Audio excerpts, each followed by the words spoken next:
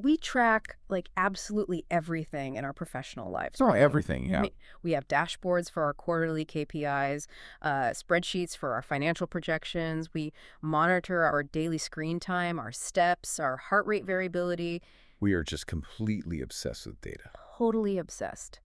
And yet, when it comes to the most consequential career decisions we make, the ones that literally determine whether we thrive or burn out completely, we routinely ignore the most sophisticated, high-fidelity data processing system we possess. Right. We just ignore our own biology. Exactly. We completely gaslight our own bodies. Mhm. And that profound friction between, what looks incredibly successful on a resume and what is actually happening at a biological level is exactly what we're exploring in today's deep dive. It's such a fascinating topic. It really is. We are unpacking a raw, behind-the-scenes look at a massive career pivot. Today's source material includes production notes and script excerpts from a show called Talk With Me and Me, specifically an episode titled, Why I Quit My Six-Figure Dream Job Before It Started. And this narrative is wild because it starts in the corporate sunshine of Los Angeles, moves into this highly strategic operations role in Vietnam, and then just, Gosh. headfirst into a brutal physical reality check at a factory in Cambodia. Which is what makes it so compelling. Everyone loves a shiny cinematic success story montage, right? The quick cuts of shaking hands in a boardroom overlooking a glittering skyline. Oh, absolutely. The classic corporate glow-up. Right. But this source material focuses on the unglamorous reality. The author literally calls it the I'm throwing up in a Cambodian factory story. Because it completely strips away that Hollywood gloss.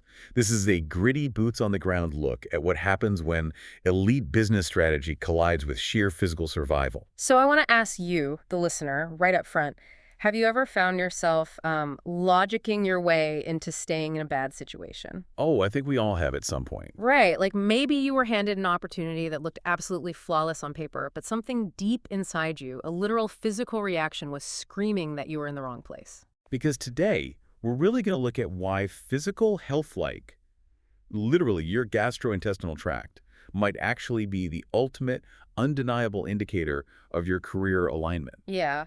But to really understand why the eventual decision to quit was so incredibly difficult, we first have to look at the massive success this person experienced right before it. The Vietnam internship. Exactly. Let's look at the mechanics of that high, because it totally sets up the hubris for what happens later. Hmm. So their role in Vietnam was essentially to act as a bridge, right? Yeah, they were dropped in to mediate operations between local Vietnamese authorities and a team of expat management staff. And anyone who's worked in international supply chains knows that specific junction is usually just a nightmare of friction. It is incredibly complex. Yeah. I mean, you have expats pushing rigid corporate KPIs from the home office, Mm-hmm. and then you have local authorities operating on entirely different cultural expectations. And different regulatory frameworks, too. Exactly. And usually, companies try to solve this friction with, like, more contracts, more oversight, or just more aggressive negotiating. But the strategy the narrator deployed here was completely different. Right. The secret weapon wasn't a spreadsheet, No, it was altruism. which is a concept that usually gets laughed right out of a corporate strategy room. I mean, if you bring up altruism in a boardroom, people roll their eyes. They think you're talking about, like, a weekend charity car wash. Right, because we completely misunderstand how it operates mechanically. The source highlights this realization that business isn't just about spreadsheets. In a developing market, rigid corporate infrastructure doesn't always exist. So the relationships are the infrastructure. Precisely. Caring about the well-being and the daily friction of the people on the ground, both the local authorities and the expat staff, is the ultimate operational lubricant. That makes a lot of sense. Yeah, when you proactively solve the human problems, the regulatory friction just naturally disappears. The supply chain moves faster. The ROI isn't something you aggressively extract. It becomes a natural byproduct of a high-trust human ecosystem. But, and this is where it gets really interesting, they paired this high-empathy approach with a concept that sounds, honestly, entirely contradictory. The lower dimension strike. Yeah. They described applying their strategic training from USC Marshall to the Vietnamese market as executing a lower dimension strike. It's a fascinating term. It actually originates from science fiction. The idea is attacking an opponent by collapsing their reality into a dimension they can't even perceive or defend against. Okay, I have to push back on that framing a bit, though, Sure. because pairing altruism with a sci-fi military tactic sounds incredibly aggressive, almost colonial, right? Yeah. Like you're bringing elite, hyper-structured business frameworks into an unstructured market. Doesn't that usually fail spectacularly? Well, that is the exact trap most overachievers fall into. Right. I mean, it's kind of like bringing a highly advanced, high-tech farming tractor to a fertile, untouched field. Oh, that's a great analogy. Thanks. It's like the tractor is amazing, but you quickly realize it's completely useless unless you actually nurture and care for the farmers operating it. Exactly. And that's why the altruism piece was the necessary linchpin. If you just drop a rigid financial modeling system into an environment that runs on handshakes, the system breaks. It shatters. Yeah. The lower dimension strike here wasn't about enforcing rigidity. It was about the asymmetry of information. If local competitors are managing logistics with paper ledgers, and you introduce a fluid, structurally sound framework for risk mitigation, It looks like absolute magic. it does. You are operating on a strategic plane that the environment hasn't adapted to yet. So the high-level logic acts as the engine, but the on-the-ground human empathy is the steering wheel. Perfectly said. And when you calibrate those two things, the narrator felt great because the momentum is incredible. You're merging high-level USC logic with on-the-ground human empathy. Which builds an incredible amount of professional confidence. You crack the code in Vietnam and you think, I have the formula, I can scale this anywhere. Right, and that perfectly sets the stage for the Cambodia reality check. The ultimate reality check. Yeah, the assumption is that strategy is universally portable. If it worked in Ho Chi Minh City, it will logically work in Phnom Penh. But as we see in the source material, strategies that work in one environment can completely break down in another. Because Cambodia didn't present a strategic problem, it presented a biological one. A massive biological one. Right. They moved to Cambodia for this new factory setup, and suddenly the environment turns fundamentally hostile to their biology.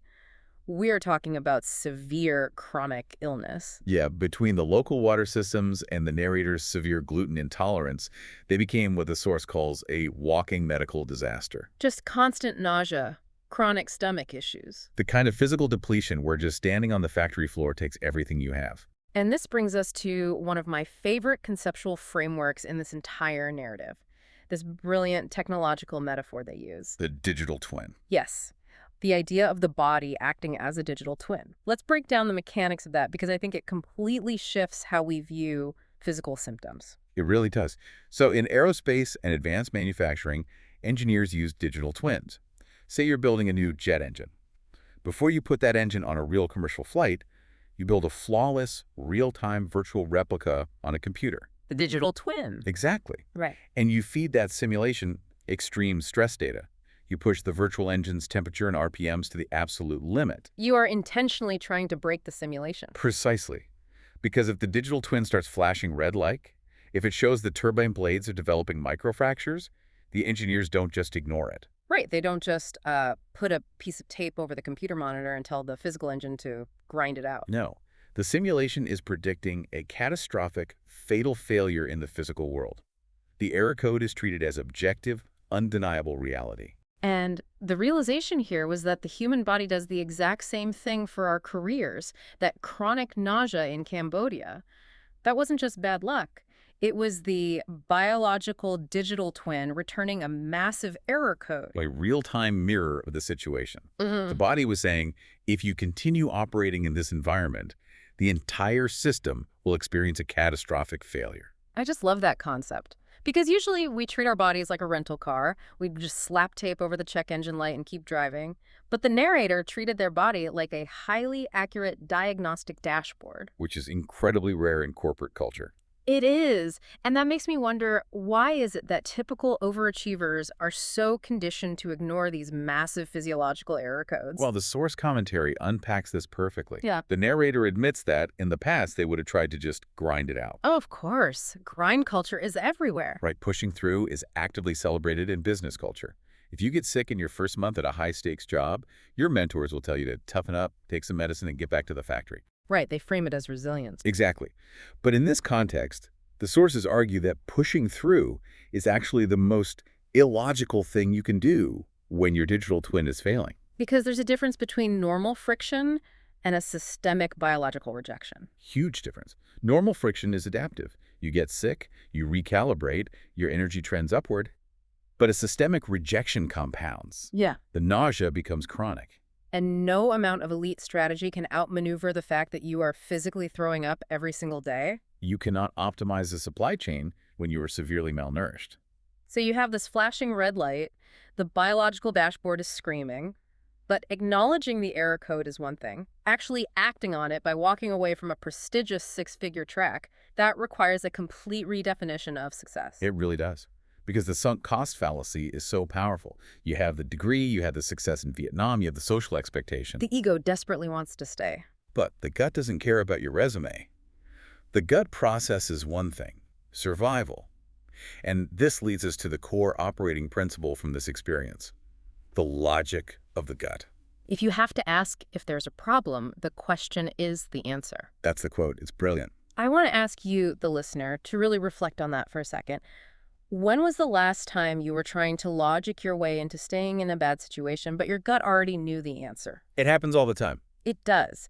There's this huge friction between the brain's desire for prestige and the body's demand for survival. And there is actual hard biological science behind this. When we say gut feeling, we aren't talking about mystical intuition. We are talking about the enteric nervous system. The second brain. Exactly. Hundreds of millions of neurons lining your gastrointestinal tract. It absorbs massive amounts of environmental data, stress hormones, sleep deprivation, and processes it instantaneously. Much faster than your conscious brain. Way faster. Your prefrontal cortex, the part that makes pros and cons lists, is actually quite slow. It gets bogged down by ego. But your gut is primal. So if you are sitting there asking, is this really that bad? The fact that your biological systems are forcing you to ask means they have already processed the threat. Wow, so the physiological reaction is the data. Yes. And the narrator decided to listen to that data. They actively chose health over the prestige of staying and completely cut their losses. Which is such a massive paradigm shift. In a corporate setting, if a factory line is bleeding cash, an executive ruthlessly shuts it down. They cut their financial losses. Right. But the narrator inverted that usual business logic. Yeah. Instead of cutting financial losses, they cut their biological losses. But society usually frames walking away as a failure, right? Like you couldn't handle the pressure. Society completely flips the narrative. But the source notes that actually staying is easy. Just putting your head down is the path of least resistance. Quitting strategically takes guts. Literally and figuratively. Quitting here wasn't an emotional reaction. It was a highly rational, strategic exit based on undeniable data. The real ROI of life is knowing when to walk away. That is so powerful. Okay, we have covered some incredibly transformative concepts today. Let's do a final wrap-up of the core lessons for you, the listener. Sounds good. First, we looked at the Vietnam experience, which showed us that true altruism, actually caring about the people on the ground, isn't just a moral stance. It is a highly effective business strategy that drives actual ROI. Absolutely. And second, we examined the physical collapse in Cambodia, which taught us that your physical health acts as a literal digital twin for your career alignment. Right, it sends massive error codes when you're in the wrong environment. And finally, we unpack the logic of the gut. The idea that sometimes the smartest, most strategic move you can make is cutting your losses and walking away from prestige. Staying is the emotional default. Strategic quitting requires undeniable logic. So I want to challenge you, the listener, to check your own internal dashboard today. Is your gut trying to send you an error code about a project, a job, or a relationship right now? It's a vital question to ask. But before we sign off, I want to leave the listener with a brand new angle to ponder. Something that builds on everything we've discussed. Oh, I'm intrigued. What is it? Well, we've spent this entire deep dive discussing the body acting as a digital twin to signal when we need to quit.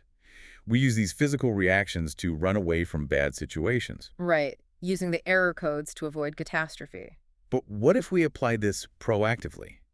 If our physical reactions are this perfectly tuned to our professional reality, could tracking our moments of peak physical energy and flawless digestion actually predict our next successful career move. Wait, really? Like using it to find the perfect fit, not just avoid the bad ones. Exactly. What if your biological alignment could point you toward your next massive opportunity long before your brain even recognizes it's there? That completely flips the script. You're not just surviving, you're using your biology as a predictive algorithm for success.